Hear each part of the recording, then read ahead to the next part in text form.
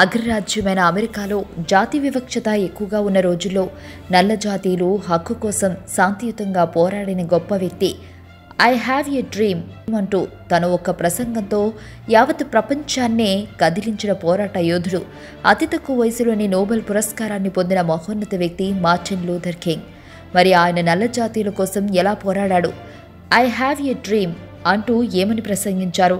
ఆయన ఎలా మరణించారనే విషయాల గురించి మనం ఇప్పుడు తెలుసుకుందాం.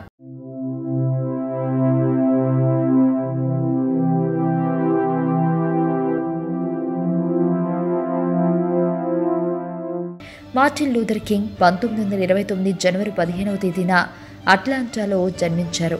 తన తండ్రి పేరు కూడా ఇదే కావడం కారణంగా ఈయన జూనియర్ మార్టిన్ అయ్యారు.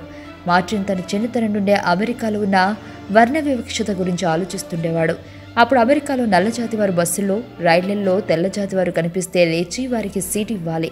నల్లజాతి వారు చదువులో మంచి మార్కులు వచ్చినప్పటికీ వారికి నచ్చిన కాలేజీలో చదువుకోవడానికి అనుమతి అనేది ఉండేది కాదు. ఇంకా నల్లజాతి వారికి అప్పుడు కనీసం ఓటు వేసే హక్కు లేకుండా ఘోరమైన అనేక రకాల చట్టాలుండేవి. వీటి అన్నింటినీ చూస్తూ పెరిగిన మార్టిన్ జాతి వివక్షత అడ్డుకోవడానికి ముందడుగు వేసింది బస్సు నిరసనతోనే అని చెబుతారు.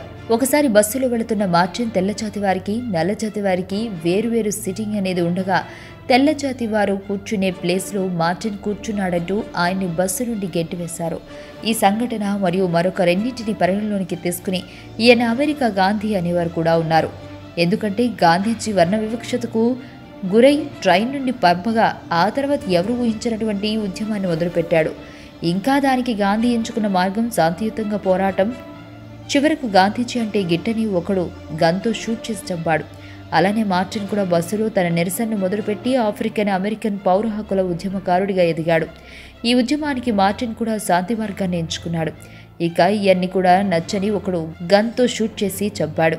ఇక ఈయన 1955లో బస్సు నిరసనని తెలిపిన ఆయన బస్సులో అలాంటి వివక్షత తెల్ల జాతీయులు చూపించడం తప్పు అని సుప్రీంకోర్టులోనే అనిపించడంతో ఒకసారిగా అమెరికా అంతా కూడా మార్టిన్ పేరు మారుమోగింది. ఈయన 1957లో సదరన్ క్రిస్టియన్ లీడర్షిప్ కాన్ఫరెన్స్ స్థాపించాడు. ఈ సంస్థకి మొట్టమొదటి అధ్యక్షుడు అతడే. ఆ తర్వాత నల్ల జాతీయులకు ఓటు హక్కు కల్పించాలని పోరాడగా బర్మింగ్హామ్లో జరిగిన ఈ ఉద్యమాన్ని అణచివేయడానికి తెల్లజాతి వారు బాంబులతో దాడి చేశారు. అంతేకాకుండా ప్రభుత్వం మార్టిన్ని లెక్క చేయడం లేదంటూ మార్టిన్ని ప్రభుత్వం అరెస్టు చేయించారు.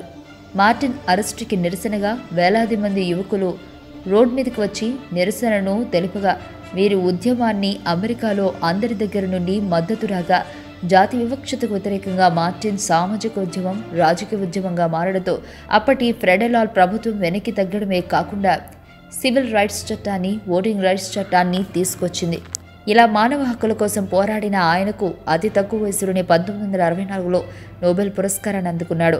అయితే మార్టిన్ నల్ల జాతీయుల కోసం చేస్తున్న పోరాటం గురించి ఆయన రచించిన strike to war for freedom అనే పుస్తకం ప్రమోషన్స్లో భాగంగా న్యూయార్క్లోని ఒక బుక్ స్టాల్కి రాగా అక్కడ ఒక మహిళ అతడిపైన బ్లేడ్తో దాడి చేసింది. అప్పుడు బాగా గాయపడిన ఆయన్ని డాక్టర్లు దగ్గినా తుమ్మినా ప్రాణానికి ప్రమాదమని మాట్లాడడానికి కూడా వీలు లేదని హెచ్చరించారు. ఇక మార్టిన్ ఉద్యమాన్ని చూసిన ప్రభుత్వం ఆయన అరెస్టు చేసినప్పటికీ లాభం లేకపోవడంతో దిగి వచ్చి కొన్ని హక్కులను కల్పించారు. కానీ అవి ఏవి మానవ హక్కులు కాదన్న మార్టిన్ 1963లో జైలు నుండి వచ్చిన తర్వాత 1963 మార్చిలో వాషింగ్టన్లో లింకన్ మెమోరియల్ భవనంలో ఆయన ఐ హ్యావ్ ఎ డ్రీమ్ అంటూ పలికిన మాటలకు యావత్ ప్రపంచం ఆయన వైపే చూస్తుంది. అయితే ఈ చారిత్రక ప్రసంగంలో ఆయన ఏమని ప్రసంగించారంటే, నాకు ఒక కల ఉంది, మన దేశం నిజమైన ఆదర్శాల స్వరూపంగా ఎదుగుతుందని ఆశిస్తున్నాను. మనుషులంతా కూడా సమానంగా సృష్టింపబడ్డారన్న ఆదర్శంగా నిలుస్తుందని కలలు కంటున్నాను. ఏదో ఒక రోజు బానిస పిల్లలు, యజమానులు పిల్లలు సోదరభావంతో పక్కపక్కనే కూర్చుంటారని నాకు ఒక కల ఉంది. అన్యాయంతో అణచివేయబడి ఎడారిగా మారిన మిసిసిపి రాష్ట్రం స్వేచ్ఛను రోజు వస్తుందని నాకు ఒక కల ఉంది. చర్మం రంగుని కాకుండా వ్యక్తిత్వాన్ని బట్టి ఈ దేశం మనుషులుగా విలువ పొందే రోజొస్తుందని కలగంటున్నా అని పలికిన మార్టిన్ ప్రసంగం అమెరికా గతిని మార్చేస్తుంది. ఇక మార్టిన్ ఉద్యమాన్ని మరింత ముందుకు తీసుకెళ్లగా అప్పటి ప్రభుత్వం వీరి ఉద్యమాన్ని అణచివేయడానికి 2000 మంది నల్లజాతీయులను ఎదురు దాడులో చంపేస్తుంది. కానీ మార్టిన్ మాత్రం తాను అనుకున్న శాంతి మార్గంలోనే ముందుకు వెళ్లాడు. దీంతో అప్పటి ప్రభుత్వం రెండుగా చీలిపోయింది. ఇక 1963లో జరిగిన ఎన్నికల్లో గెలుపొందిన ప్రభుత్వం తలొంచి 1964 జూలై 2న చారిత్రక అమెరికన్ పౌర హక్కుల చట్టాన్ని తీసుకొచ్చింది. ఇక ఆయన చనిపోయి ఒకరోజు ముందు ఇచ్చిన ప్రసంగం గురించి టైమ్ ఆఫ్ ఇండియాలో ప్రచురించారు. ఇక మార్టిన్ పైన కక్ష కట్టిన ఒక తెల్ల జాతీయుడు 1968 ఏప్రిల్ 4వ తేదీన ఆయన్ని షూట్ చేసి చంపేశాడు. ఈ విధంగా అమెరికాలో పౌర హక్కుల కోసం పోరాడిన ఉద్యమకారుడు వర్ణ వివక్షతని అడ్డుకుని ఐ హ్యావ్ ఏ డ్రీమ్ అంటూ ప్రసంగించి ప్రపంచాన్ని ఉత్తేజపరిచి నల్ల జాతీయుల చరిత్రను తిరగా వ్రాసిన నాయకుడు మార్టిన్ లూథర్ కింగ్.